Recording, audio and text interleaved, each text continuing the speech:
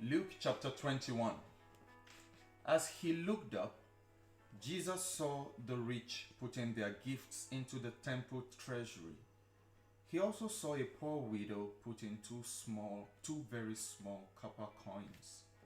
I tell you the truth, he said, this poor widow has put in more than all the others. All these people gave gifts out of their wealth, but she, out of her poverty, put in all she had to live on.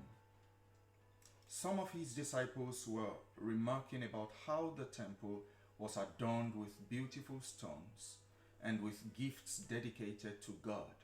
But Jesus said, as for what you see here, the time will come when not one stone will be left on another.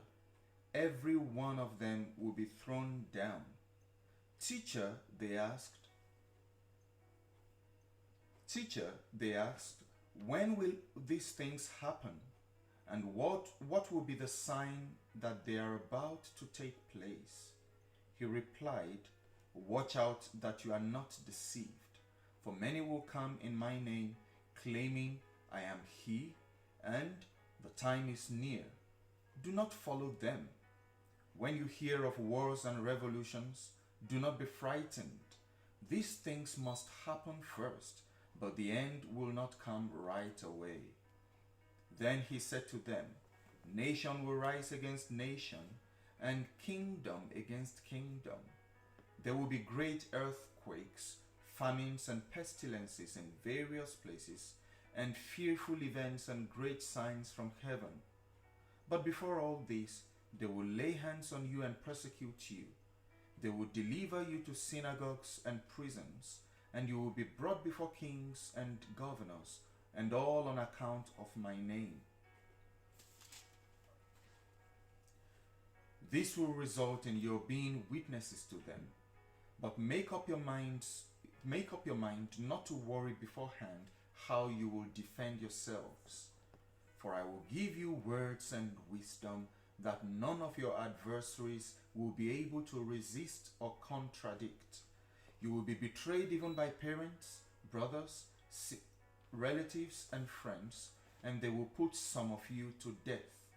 All men will hate you because of me, but not a hair of your head will perish.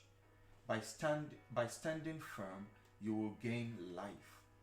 When you see Jerusalem being surrounded by armies, you will know that its desolation is near.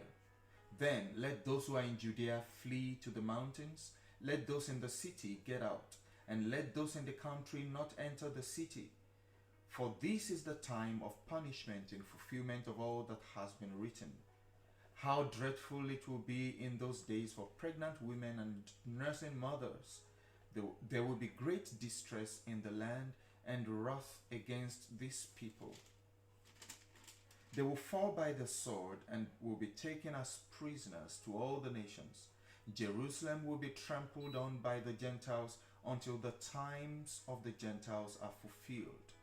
There will be signs in the sun, moon, and stars. On the earth, nations will be in anguish and perplexity at the roaring and tossing of the sea. Men will faint from terror, apprehensive of what is coming on the world, for the heavenly bodies will be shaken. At that time, they will see the Son of Man coming in a cloud with power and great glory. When these things begin to take place, stand up and lift up your heads, because your redemption is drawing near. He told them this parable. Look at the fig tree and all the trees.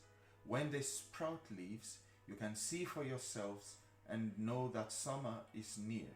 Even so, when you see these things happening, you know that the kingdom of God is near.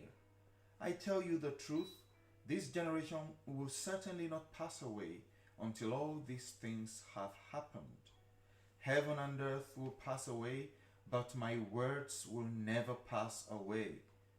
Be careful, or your hearts will be weighed down with dissipation, drunkenness, and the anxieties of life, and that day will close on you unexpectedly like a trap. For it will come upon all those who live on the face of the whole earth.